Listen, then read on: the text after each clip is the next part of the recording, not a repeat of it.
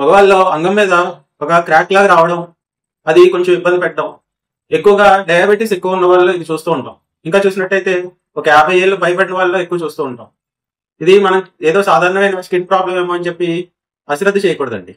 ఇటువంటి crack general గా ఏంటంటే క్యాండిడా అనే ఫంగల్ ఇన్ఫెక్షన్ అయి ఉండొచ్చు. ఎక్కువ శాతం ఒక 70% పైగా ఇటువంటి క్రాక్ ఉంది అంటే అది ఫంగల్ ఇన్ఫెక్షన్ అనమాట. ఎవరిలో ఎక్కువ ఉంటుంది అంటే డయాబెటీస్ కంట్రోల్ గా, షుగర్ అన్నది కంట్రోల్ గా లేని వాళ్ళు ఇది తగ్గదు అంత త్వరగా. వైట్ ఒక చీజీ మెటీరియల్ డిపాజిట్ అయినట్లాగా ఉండడం అదే ఫంగల్ ఇన్ఫెక్షన్ అనమాట. ఆ వైట్ ప్యాచెస్ లా ఉండడం, అధికమైన స్మెల్ ఉండడం, ఇవి కనబడతా ఉంటాయి. ఇంకా చూసినట్టయితే సోప్ అన్నది ఎక్కువగా వాడడం కూడా చాలా ఇబ్బంది అనమాట. ఇది ఏంటంటే నేచురల్ ఆయిల్స్ అన్నిటిని రిమూవ్ చేసేసి బాగా డ్రైగా ఉంచుతుంది ఆ ఏరియా. అప్పుడు ఈ ఇన్ఫెక్షన్స్ ఎక్కువ రావడానికి ఆస్కారం ఉంది. ఇంకా చూసుకుంటే ఈ సమయంలో ఈ క్రాక్స్ ఇవి ఉన్నప్పుడు కలగకుండా ఉండడం మంచిది అనమాట.